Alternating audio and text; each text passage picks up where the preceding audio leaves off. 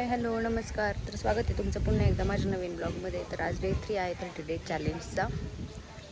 तर बघूया आज काय काय होतं. आज जाणार आहे मी घरी, तर दाखवते तुम्हाला. आज पाऊस नव्हता, कालपासूनच पाऊस कमी झाला आहे, तर त्यामुळे आज छान असं ऊन आलं होतं. कोवळ्या उन्हात छान टाईम स्पेंड केला. त्यानंतर पटकन आवरून आम्ही घरी आलो आणि मला जायचं होतं कामानिमित्त थोडंसं बाहेर. कॉलेजला जायचं होतं. काल शाळा सोडल्याचा दाखला त्यासाठीच काढला होता.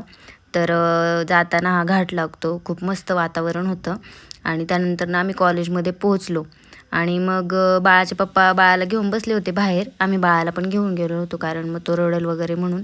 मग त्यानंतर मग कॉलेजमधलं काम झालं आणि मग आम्ही येताना आकाश मिसळ हाऊसमध्ये गेलो होतो, प्युअर व्हेजमध्ये.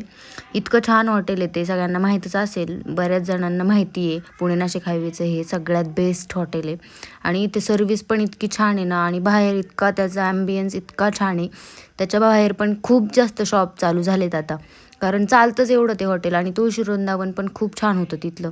तर तुम्ही एकदा नक्की विजिट करा. तुम्ही जर ह्या रोडने कुठं जात असाल किंवा येत असाल ना, तर ह्या हॉटेलला नक्की विजिट करू शकता तुम्ही, कारण खूप छान आहे. आणि इथे सगळ्या प्रकारचे मसाले, सगळ्या प्रकारचं लोणचं, पार करवंदाचं लोणचंसुद्धा इथं भेटत होतं. मला खूप जास्त आवडलं तिथलं सगळं. आणि ह्या बँगल्स पण तिथे होत्या, कितीतरी छान बँगल्स होत्या तिथे. बॅग्सचं कलेक्शन होतं. त्यानंतरनं छोटं मेटलच्या, म्हणजे नाही का, आपण घरामध्ये शोकेसमध्ये ठेवू शकतो अशा खूप छान वस्तू तिथे होत्या. आणि लोणचे तर इतक्या प्रकारचे होते ना, तर तुम्ही ना एकदा नक्की विजिट करून बघा. खूप छान असं लोणचं त्यांचं होतं, मला तर खूप आवडलं.